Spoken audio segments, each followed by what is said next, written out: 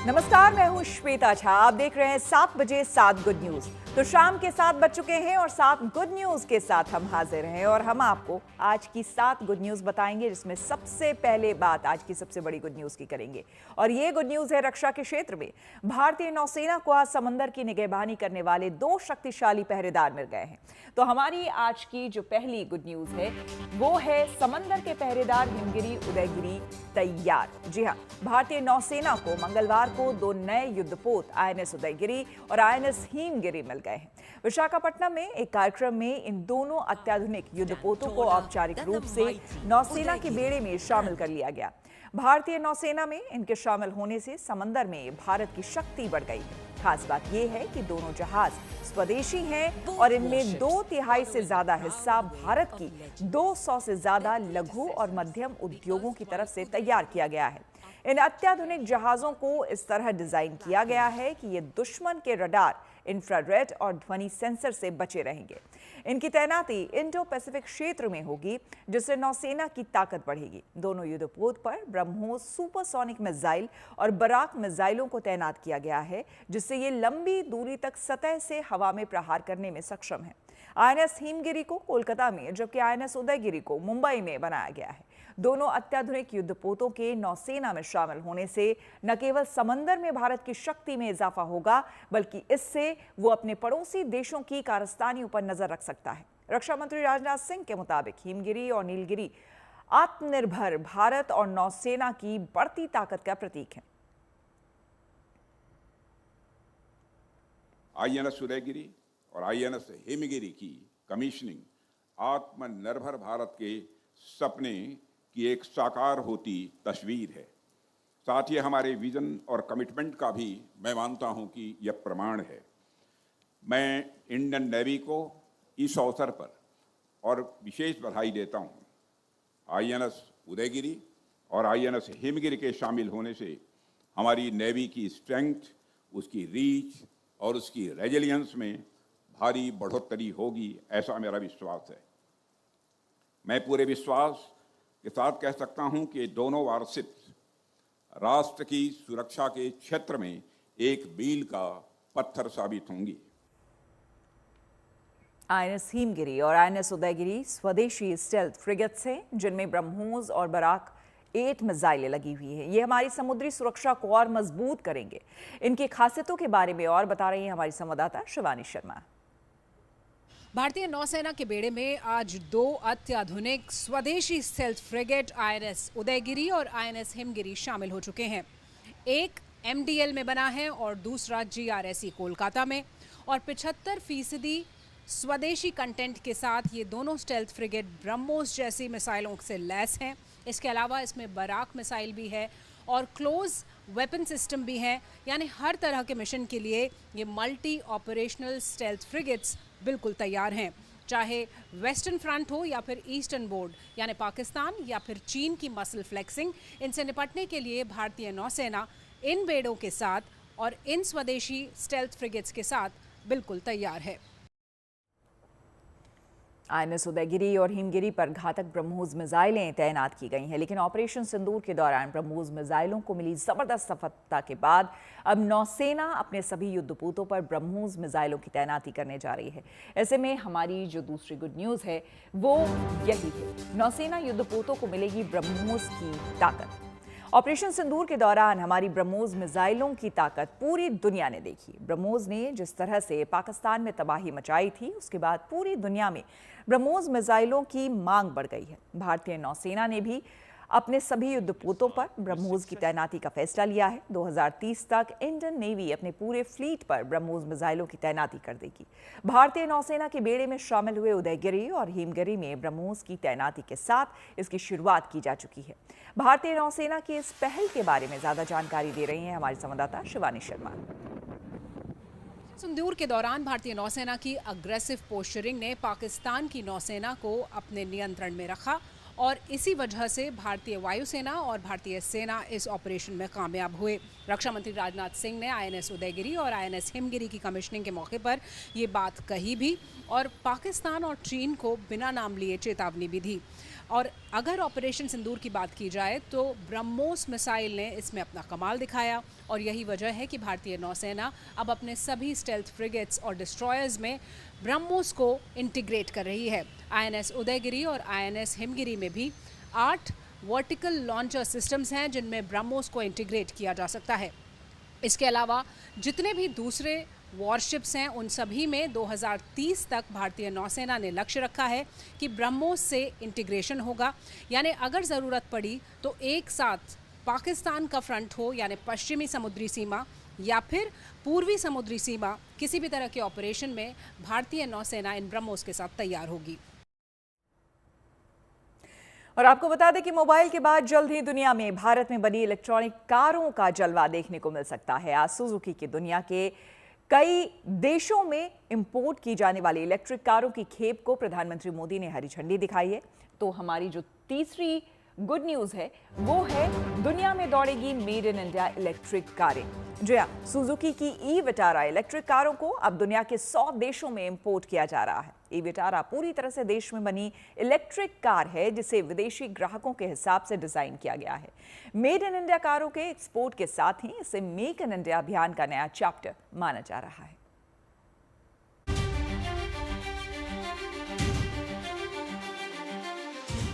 जलवायु परिवर्तन के इस दौर में ग्रीन और क्लीन एनर्जी वाली इलेक्ट्रिक गाड़ियां एक नई उम्मीद बनकर उभरी हैं। दुनिया में इलेक्ट्रिक गाड़ियों की डिमांड तेजी से बढ़ी है और भारत अब इस डिमांड को पूरा करने में अहम भूमिका निभाने को तैयार हो चुका है। भारत में बनी इलेक्ट्रिक कारें अब जल्द ही दुनिया के अलग अलग देशों में दौड़ती दिखाई देंगी। मारुति सुजुकी की इलेक्ट्रिक कार ई विटारा के 100 से अधिक देशों में निर्यात की औपचारिक शुरुआत हो गई है। प्रधानमंत्री नरेंद्र मोदी ने मंगलवार की सुबह गुजरात के हंसलपुर में मारुति सुजुकी की इलेक्ट्रिक कार ई विटारा को हरी झंडी दिखाकर इसके एक्सपोर्ट की शुरुआत की। पीएम मोदी ने इसे मेक इन इंडिया अभियान के तहत ऐतिहासिक मौका बताया। आज भारत की मेक इन इंडिया इस यात्रा में एक नया अध्याय जुड़ रहा है। ये make in India, make for the world हमारे उस लक्ष्य की तरफ एक बड़ी छलांग है। देश में बनी इलेक्ट्रिक कार ई विटारा पूरी तरह से भारत में बनी है और इसे दुनिया के 100 देशों में सुजुकी कंपनी एक्सपोर्ट करेगी, जिनमें यूरोप के कई देश और जापान भी शामिल है।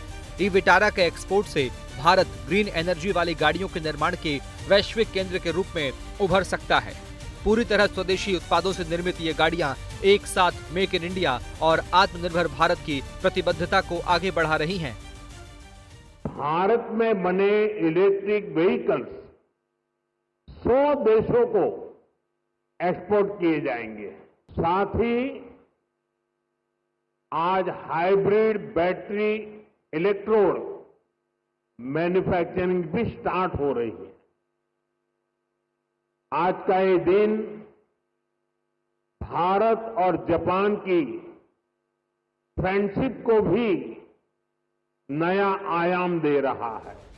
पीएम मोदी ने हंसलपुर में टीडीएस लिथियम आयन बैटरी संयंत्र में हाइब्रिड बैटरी इलेक्ट्रोड के स्थानीय उत्पादन का भी उद्घाटन किया और इसे मेक इन इंडिया का नया अध्याय करार दिया। मारुति सुजुकी जैसी कंपनियां मेक इन इंडिया की ब्रांड एम्बेसडर बन चुकी है। लगातार 4 साल से मारुति भारत की सबसे बड़ी कार एक्सपोर्टर है। अब आज से ईवी एक्सपोर्ट को भी उसी स्केल पर ले जाने की शुरुआत हो रही है। इस कार में 49 kWh और 61 kWh के 2 बैटरी पैक ऑप्शन मिलेंगे। कंपनी का दावा है कि कार एक बार फुल चार्ज करने पर 500 किलोमीटर से ज्यादा चलेगी। इलेक्ट्रिक एसयूवी का प्रोडक्शन फरवरी 2025 से Suzuki motor Gujarat private limited के प्लांट में हो चुका है। मारुति सुजुकी ने अपनी जर्नी शुरू कर दी है इलेक्ट्रिक व्हीकल मार्केट में और स्ट्रॉन्ग हाइब्रिड मार्केट में। और ये जो प्लांट है जहाँ पे अभी भी खड़े हैं, ये बहुत बड़ा प्लांट बनाया मारुति सुजुकी ने। 100+ देशों से ज़्यादा मारुति इसको एक्सपोर्ट करेगा। लेकिन जो भी हम गाड़ी देखने वाले हैं वो प्रोडक्शन रेडी कार है जो इंटरनेशनल मार्केट्स में जाएगी। अभी आप देखेंगे ये लेफ्ट हैंड ड्राइव कार ये है जो लैटिन अमेरिका मार्केट्स में जा सकती है और बाकी देशों में जाएगी जहाँ पे लेफ्ट हैंड ड्राइव है। अगर हम देखेंगे इसके इंटीरियर्स एकदम प्लश एंड क्लीन इंटीरियर्स हैं। जैसे प्रधानमंत्री नरेंद्र मोदी ने बोला कि मारुति सुजुकी का अब टाइम आ चुका है अपने विंग फैलाने के लिए, अपने पंख फैलाने के लिए और नई इनोवेशन करने के लिए। अब आप स्क्रीन देखेंगे तो बड़ी स्क्रीन दी गई है, 2 बड़ी जॉइंट स्क्रीन्स हैं अच्छी मोबिलिटी के लिए। भारत में इलेक्ट्रिक गाड़ियों का कारोबार तेजी से बढ़ रहा है।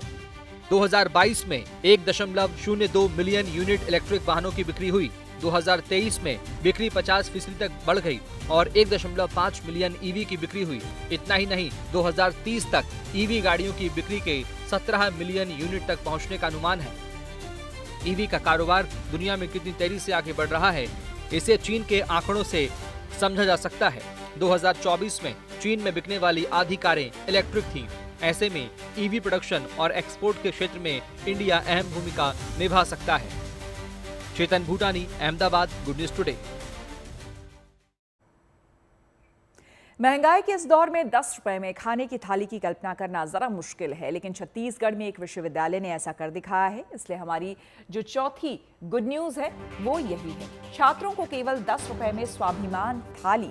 जी हाँ, छत्तीसगढ़ स्थित गुरु घासीदास केंद्रीय विश्वविद्यालय ने अपने छात्रों को पौष्टिक खाना देने के लिए अनोखी पहल की। विश्वविद्यालय ने जरूरतमंद छात्रों के लिए मात्र 10 रुपए में थाली लॉन्च की।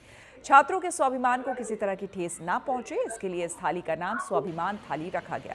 गरीब और आर्थिक रूप से कमजोर वर्ग के छात्रों के लिए शुरू की गई ये योजना अब पूरे विश्वविद्यालय में लोकप्रिय हो चुकी है। यूनिवर्सिटी प्रबंधन के मुताबिक छात्रों को कम कीमत में पौष्टिक खाना उपलब्ध कराना ही उनका मकसद है।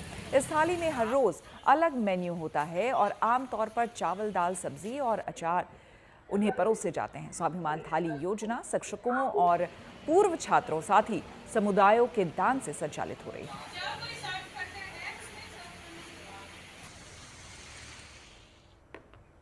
आपको बता दें, आज हरतालिका तीज है, वो शुभ घड़ी जब शुभता और सौभाग्य का वरदान मिलता है। वो पावन बेला जब शिव पार्वती की कृपा बरसती है। इस दिन महिलाएं अखंड सौभाग्य की प्राप्ति के लिए निर्जला व्रत रखती हैं। देश भर में आज हरतालिका तीज का त्यौहार धूमधाम से मनाया जा रहा है। ऐसे में हमारी जो अगली यानी कि 5वीं गुड न्यूज है वो है पति की लंबी उम्र के लिए सुहागिनों ने रखा व्रत। जी हाँ, आपको बता दें, मान्यता है कि ये पर्व भगवान शिव और माता पार्वती के प्रेम और मिलन का प्रतीक है। ये व्रत खास तौर से उत्तर भारत में सुहागिन महिलाएं अपने पति की लंबी आयु और सुखी वैवाहिक जीवन के लिए रखती हैं।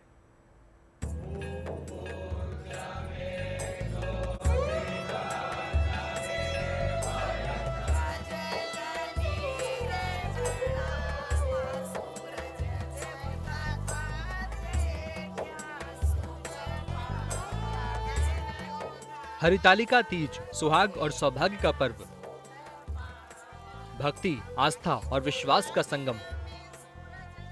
हरितालिका तीज की रौनक अयोध्या से लेकर उज्जैन तक नजर आ रही है। कहीं शिव पार्वती का भव्य श्रृंगार कर महिलाएं पूजा पाठ कर रही हैं, तो कहीं 16 श्रृंगार कर महिलाएं अपने पति के लिए सज संवर रही हैं। हरितालिका तीज का व्रत भगवान शिव और मां पार्वती के पुनर्मिलन के पर्व के रूप में मनाया जाता है। मान्यता है कि शिवजी की प्राप्ति के लिए माता पार्वती ने हरितालिका का कठिन व्रत किया था।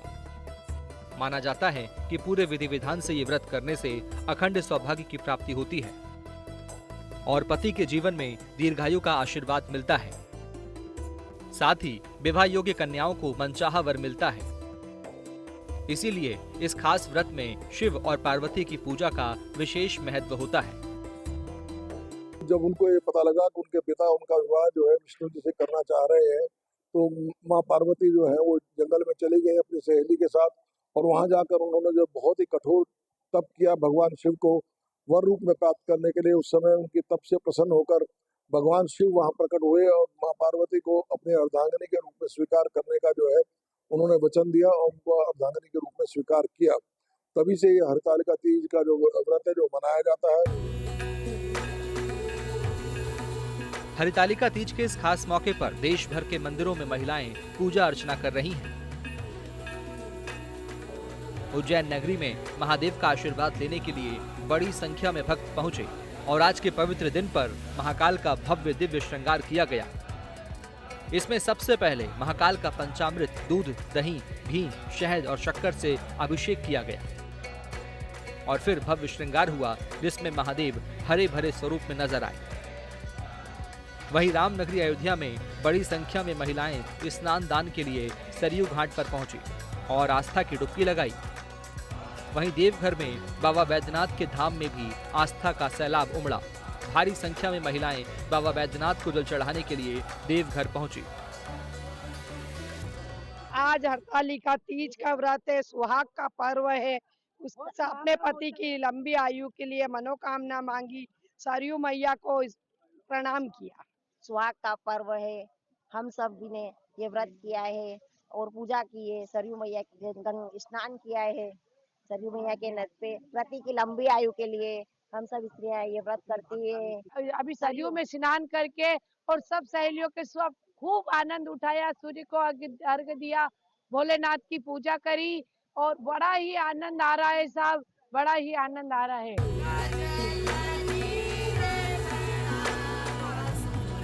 महिलाएं निर्जला व्रत कर संकल्प लेकर दिन भर जल और अन्न का त्याग कर ये व्रत कर रही हैं। हरितालिका तीज का व्रत करने वाली महिलाएं पूरे दिन अन्न और जल ग्रहण नहीं करती। साथ ही 16 श्रृंगार के साथ माता पार्वती की विधि विधान से पूजा करती हैं। हरितालिका तीज पति की लंबी उम्र के लिए रखा जाता है। इसके पीछे की कहानी, पार्वती जी ने शिव जी के लिए ये व्रत रखा था। इसी तरह मेहंदी लगाते हैं, इसी तरह 16 श्रृंगार करते हैं कि अपने पति की आयु लंबी हो, वो दीर्घायु हो। वहीं उज्जैन से ही सौभाग्येश्वर महादेव मंदिर में आज सुबह से ही श्रद्धालुओं का तांता लगा हुआ है। दूर दूर से महिलाएं यहां भगवान शिव को जल अर्पित करने के लिए पहुंच रही हैं। मौका हरितालिका तीज का है तो हर किसी के मन में बाबा से अखंड सौभाग्य का वरदान पाने की इच्छा है। ये सौभाग्येश्वर महादेव मंदिर है। ये बालू रेती से बने हुए हैं। जिस तरह पार्वती जी ने बालू रेती के महादेव बनाकर अपनी आराधना की थी, उसी तरह यहाँ पर बालू के बने हुए सौभाग्येश्वर महादेव की आज हरतालिका तीज के पावन अवसर पर महिलाएं अपने अखंड सौभाग्य के लिए यहाँ पर पूजा करती हैं। अखंड सौभाग्य की वृद्धि के लिए महिलाएं हजारों अपने पूजा करने के लिए आती है तथा कुंवारी स्त्रियां अपने योग्य वर की प्राप्ति के लिए आती है। यहाँ पर जो लिंग है वह बालू का लिंग बना हुआ है, जिसका दर्शन आप कर सकते हैं। हरितालिका तीज का पर्व शिव पार्वती के अलौकिक प्रेम का भी प्रतीक है। माना जाता है कि इस व्रत की श्रद्धा और निष्ठा से की गई उपासना का फल जरूर मिलता है। प्रयागराज से पंकज श्रीवास्तव के साथ bureau report, good news today. Ganpati Bappa Morya, Mangal Murti Morya. जी हाँ, बप्पा के स्वागत में चारों ओर रौनक ही रौनक है। बाजार से लेकर घरों तक भक्त तैयारियों में जुटे हुए हैं। कल गणेश चतुर्थी के मौके पर घर घर बप्पा पधारेंगे। ऐसे में आज हमारी जो छठी गुड न्यूज है वो इसी से जुड़ी हुई है। देश भर में गूंज रहा गणपति बप्पा का जयकारा। जी हाँ, श्री गणेश को विघ्नहर्ता और मंगलकर्ता कहा जाता है। किसी भी शुभ कार्य की शुरुआत उन्हीं के स्मरण से होती है। तभी तो गणपति महोत्सव को सिर्फ एक उत्सव नहीं बल्कि आस्था और विश्वास का महापर्व माना जाता है।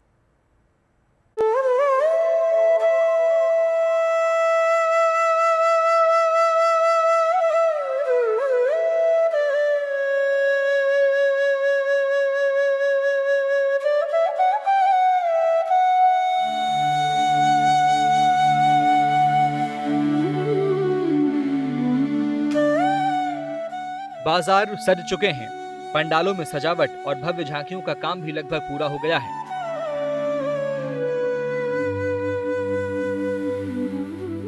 बाजारों में आकर्षक सजावट और गणपति की खूबसूरत मूर्तियां मन मोह रही हैं।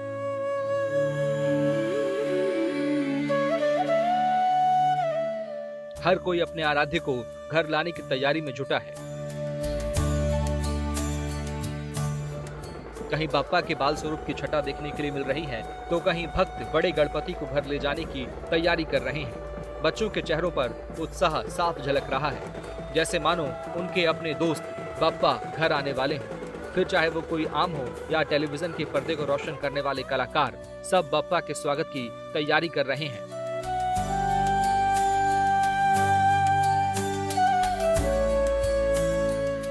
पहले हम सिर्फ बाल गणपति को घर पे ला रहे थे और इस बार बच्चों के ऊपर ही छोड़ा है गणपति बप्पा को सिलेक्ट करने के लिए। और इन्होंने आज देख के लग रहा है बहुत ही बड़े गणपति बप्पा को इन्होंने सिलेक्ट कर लिया। घर घर में प्रसाद और मोदक बनाने की तैयारी हो रही है। बाजार में चॉकलेट मोदक से लेकर मावे में अलग अलग फ्लेवर वाले मोदक की भी भरमार है। चॉकलेट को मेल्ट करके हमारे पास ये मोल्ड है उसमें डाल रहे हैं। इसको हम वापस पलट देंगे जिससे ये चॉकलेट शेप ले लेगा। और हम इस बार जो सबसे कमाल वाली चीज़ कर रहे हैं वो है कुनाफा चॉकलेट, यानी कुनाफा मोदक। इसे खा के गणेश जी पक्का खुश हो जाएंगे और अपनी ब्लेसिंग्स देंगे। जाहिर है विघ्नहर्ता के प्रसाद से लेकर उनकी स्थापना के लिए तैयारियां जोरों पर है। देश का कोना कोना बप्पा के स्वागत के लिए सजकर तैयार हो गया है। सबसे ज्यादा चहल पहल देश की आर्थिक राजधानी मुंबई में देखने के लिए मिल रही है। मुंबई के लाल बागचा राजा से लेकर गणेश गली तक तमाम पंडाल सज चुके हैं। बप्पा के अद्भुत अनूठे स्वरूप के दर्शन के लिए भक्त अभी से उत्साहित हैं। लाल बागचा राजा के दरबार को इस बार तिरुपति की तर्ज पर सजाया गया है। तस्वीरों में देखें कि किस तरीके से तिरुपति बालाजी के अवतार का थीम जो है लाल बाग के राजा को दिया गया है। तो मुख्य द्वार है ही, लेकिन जहां तक भी आपकी नजरें जाएं, देखिए किस तरीके से सज्जा सजावट की गई है। इस समय सड़क पर आपको गाड़ियां दिख रही होंगी, लेकिन आज रात 9 बजे के बाद लाल बाग के राजा के दोनों तरफ बैरिकेड्स लगा दिए जाएंगे और आज रात से ही एक अच्छी खासी लंबी कतार लाल बाग के राजा का दर्शन करने के लिए शुरू कर दी जाएगी। अब गली के राजा पंडाल में आपको लिए चलते हैं। यहाँ आपको रामेश्वरम की झलक देखने के लिए मिलेगी। दिलचस्प ये है कि यहाँ बप्पा राम जी के रूप में विराजमान है। बहुत ही मनोनीत बप्पा यहाँ विराजमान होते हैं। 22 फीट की इनकी ऊंचाई होती है। श्री राम के रूप में बप्पा को स्थापना यहाँ पर की जा रही है। खास बात यह है कि बप्पा का जो मुकुट है, मुकुट में जो है तोता की आकृति बनाई गई है। कान जो है, कान में गदा लटका हुआ है और बप्पा के ठीक नीचे हनुमान जी बैठे हुए हैं और हनुमान जी ने अपने हाथ में शिवलिंग ले रखा है।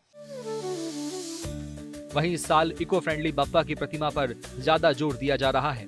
कहीं मिट्टी का इस्तेमाल करके तो कहीं पर फिटकरी का इस्तेमाल करके गजानन का भव्य स्वरूप तैयार किया जा रहा है। आज लास्ट जो बची है सब लेने आने वाले हैं और अभी तक ये पूरी नहीं हुई है। आप जैसे देख रहे हैं, पर ये फिटकरी की मूर्ति है। अच्छा। और अभी इसमें काम बचा हुआ है। बिल्कुल, सब में काम बचा हुआ है। एक हफ्ते से सब लोग लेने आ रहे हैं, डिलीवरीज चालू है। अब ये लास्ट जो है, आज मुझे कैसे भी करके उनको खत्म करना है। शाम को सब लेने आ जाएंगे। काम खत्म करना है और डिलीवरी देनी है। बिल्कुल बिल्कुल। वहीं हैदराबाद में भी गणपति उत्सव जोरों शोरों से मनाया जा रहा है, क्योंकि इस बार खैरताबाद में गणेश की प्रतिमा 69 फीट ऊंची बनाई गई है, यानी आसमान को छूता हुआ बप्पा का भव्य स्वरूप। यह आयोजन कोई नया नहीं, बल्कि अपनी परंपरा में ऐतिहासिक है। साल 1954 में स्वतंत्रता सेनानी शंकर जी ने छोटी सी गणेश प्रतिमा से इस परंपरा की शुरुआत की थी।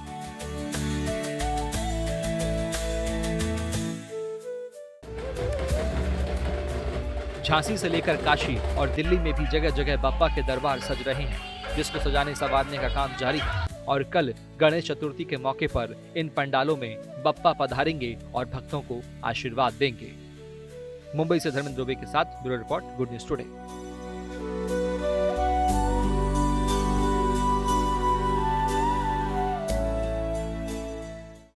कल से गणपति महोत्सव की शुरुआत हो रही है। ऐसे में बड़ी संख्या में भक्त अपने आराध्य बप्पा के दर्शन के लिए पंडालों का रुख करेंगे। गणपति उत्सव में किसी तरह की गड़बड़ी ना हो, इसके लिए मुंबई में सुरक्षा के खास इंतजाम किए गए हैं। हमारी 7वीं गुड न्यूज इसी से जुड़ी हुई है। आपको बता दें कि एआई कैमरों से गणपति पंडालों पर चौकस निगाहें, जी हां, त्योहार के दौरान असामाजिक तत्वों पर निगाहें रखने के लिए मुंबई पुलिस ने भी आर्टिफिशियल इंटेलिजेंस का सहारा लिया। इसके तहत शहर के सभी बड़े पंडालों में एआई कैमरे लगाए गए हैं, जिससे गड़बड़ी फैलाने वालों पर नजर रखी जा सके। इसके बारे में बता रहे हैं हमारे संवाददाता धर्मेंद्र दुबे। मुंबई पुलिस के लिए एक बहुत बड़ी जिम्मेदारी है, जिसकी तैयारी अच्छी खासी की गई है। तस्वीरों से देखें, ये सीसीटीवी कैमरे हैं और इस तरह के कैमरे तमाम बड़े पंडालों में मुंबई भर में लगाए गए हैं, 3000 से ज्यादा। लेकिन इस बार मुंबई पुलिस जिस अत्याधुनिक चीज का इस्तेमाल कर रही है वो है ये एआई कैमरा। जी हां, आपको बताया कि ये एआई कैमरा है और लगभग 300 कैमरे मुंबई के सभी बड़े पंडालों पर लगाए गए हैं और बहुत ही खास तरीके का काम ये कैमरा करने वाला है। आपको बता दें कि तत्काल तस्वीर तुरंत ही पुलिस के पास पहुंच जाती है उस इंसान की जो कोई भी कुछ ऐसा करना चाहता है जिससे यहाँ का माहौल खराब हो रहा हो। और उस बंदे की अगर डिटेल मुंबई पुलिस के पास होती है तो मुंबई पुलिस तुरंत ही उन्हें धर दबोच भी लेती है। एआई कैमरा बहुत ज्यादा काम करने वाला है इस बार सुरक्षा के लिए और मुंबई पुलिस का बहुत बड़ा हथियार भी इसे माना जा रहा है। 300 से ज्यादा एआई कैमरेज इस समय मुंबई के तमाम बड़ी जगहों पर लगे हुए हैं। लेकिन मैं जहां मौजूद हूं ये मुंबई का लाल बाग का राजा है और यहाँ भी सुरक्षा बहुत ज्यादा होने वाली है। ये देखिए, ये वही परिसर है बप्पा के सामने का जहां आप हर साल एक बड़ी संख्या में अच्छे खासे श्रद्धालु और गणेश भक्तों को देखते हैं। फिलहाल यहाँ तैयारी शुरू है और कल सुबह 5 बजे से गणपति बप्पा जो है स्पेशली लाल बाग के राजा दर्शन अपना देना शुरू कर देंगे। 13,000 से ज्यादा जो पुलिस जवान है वो पूरे मुंबई के बड़े बड़े पंडालों में सुरक्षा देने के लिए तैनात किए गए हैं। ट्रैफिक पुलिस का भी अच्छा खासा आंकड़ा है क्योंकि उनकी भी एक बहुत बड़ी जिम्मेदारी हो जाती है, सड़कों पर गाड़ियां जुट जाती हैं। तो इसी के साथ 7 बजे 7 गुड न्यूज में मेरे यानी कि श्वेता झा के साथ फिलहाल इतना ही। देश दुनिया की तमाम पॉजिटिव खबरों के लिए देखते रहिए गुड न्यूज टुडे।